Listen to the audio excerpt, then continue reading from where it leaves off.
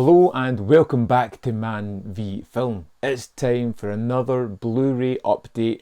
This time it's an extra special 4K John Carpenter edition. Now, before I was really onto the 4K train, before I had a 4K player, Studio Canal released four John Carpenter movies in collector's editions. They were quite pricey at the time, £40. I didn't have the money, I didn't have a 4K player, I decided not to get them.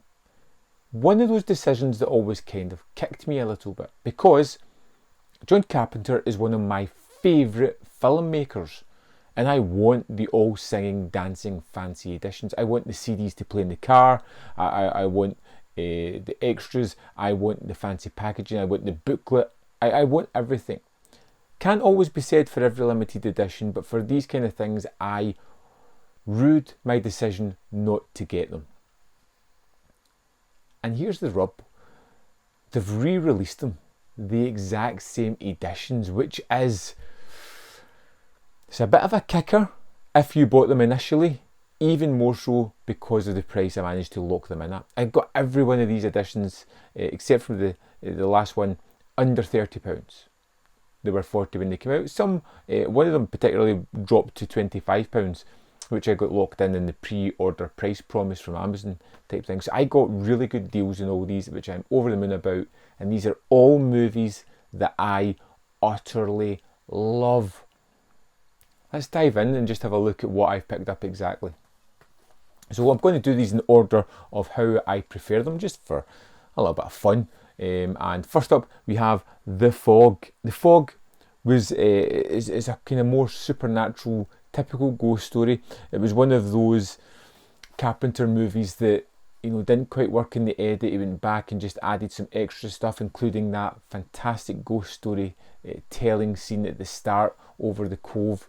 I think it's a wonderfully constructed and really effective ghost story. I love Adrian Barbeau as the sort of DJ. I love Jamie Lee Curtis, Tom Atkins, and how they connect at the start.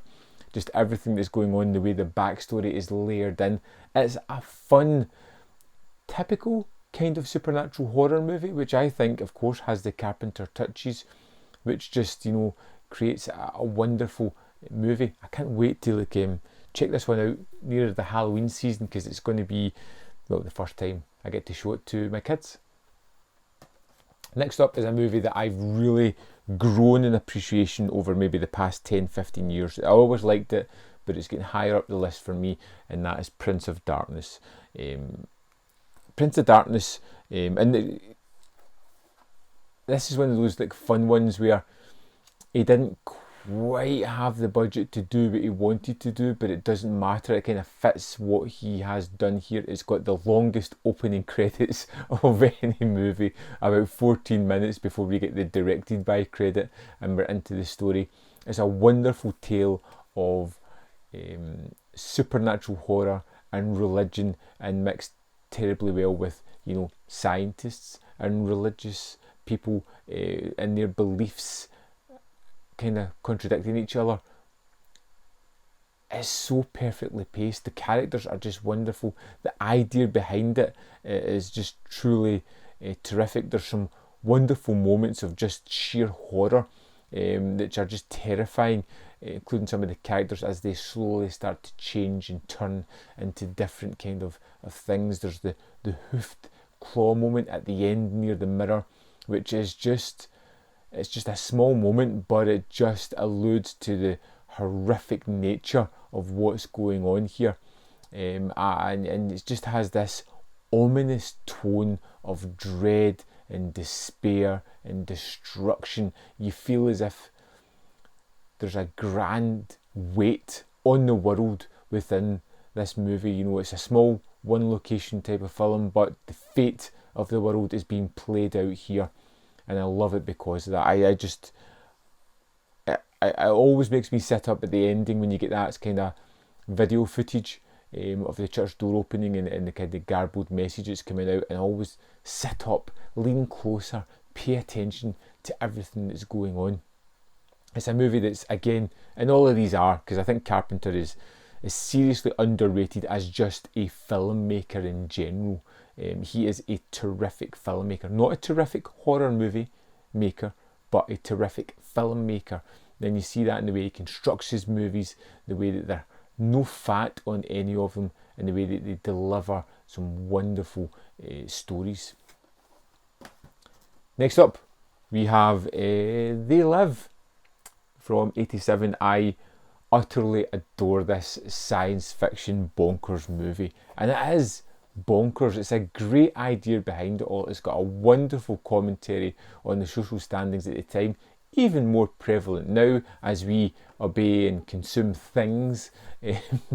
As the movie says, it's got that long, drawn out fight between Roddy and Keith David, which is just tremendous, over the top, ridiculous at times as well. It's got those wonderfully quotable lines that these movies always have.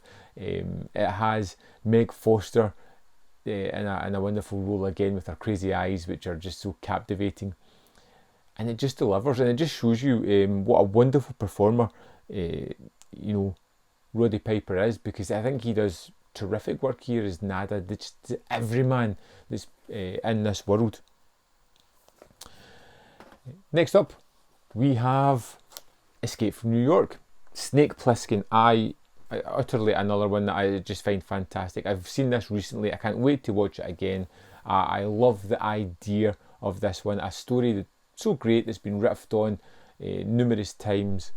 Again, what Carpenter does with the budget he has to create such a fantastic movie is just amazing. You see set images of the map paintings and things that he used, which I just think is wonderful anyway. I think the movie holds up tremendously well. I think Kurt Russell is a fantastic anti-hero.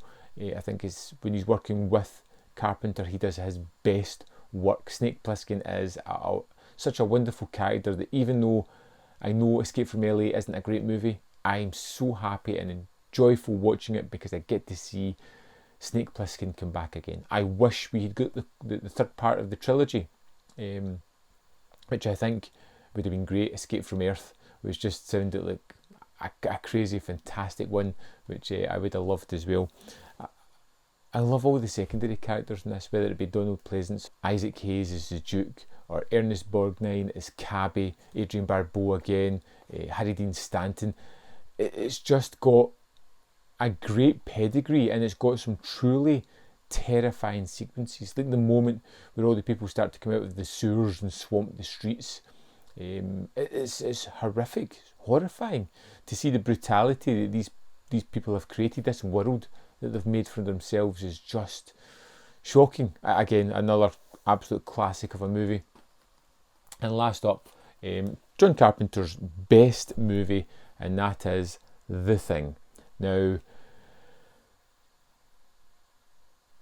as much as I think it's John Carpenter's best movie, over the past few years there's another movie that's kind of rivaled it for enjoyment, Big Trouble in Little China, which I really hope gets this kind of treatment at some point as well. The Thing is just perfect. It's one of those movies which just encapsulates the complete idea.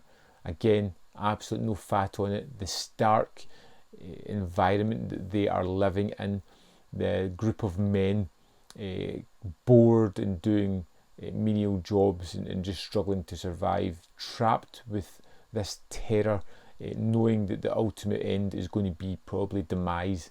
They just have to stop this thing. The great, absolutely fantastic special effects, which still hold up today. Practical effects done well are better than anything else. It just shows how amazing they are.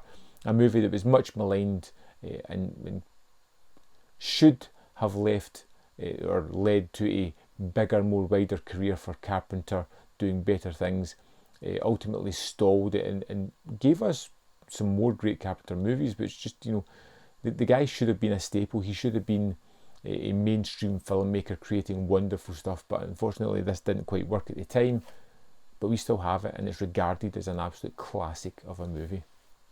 So that's the 5 UHDs that I've picked up, which are amazing. The Thing this one comes with the 2011 movie, which I've still never seen. I did have a 2-pack set of the thing, and every time I opened it, I just went to the 82 thing rather than the 2011. It's got the soundtrack as well, and some other bits and bobs in this one. That's from Universal. The Studio Canal ones, which are all the other titles, they're all 4-disc collector's edition. They've got the 4K UHD posters, art cards, booklet, CD soundtrack, and new bonus content. I actually like the CDs. I either rip them onto my phone, or I still play them in my car whenever I go driving. It's great driving about, blasting out the theme from the thing. It's my kind of thing. I love it. And I'm really over the moon to have all these eventually on collector's edition. You know, I feel as if I did miss out initially. I've got them now, and I am very, very happy. I'd love to know your thoughts on these films. If you're a big Carpenter fan, what is your personal favourite movie? Not what you think is the best, but what's your personal favourite? Let me know in the comment box. And of course, there's other videos up here that you can check out. If you want to support the channel, click like, share this video, join the membership program, or maybe even Patreon, give me some extra support. It's all appreciated. Thanks very much, and I'll see you next time.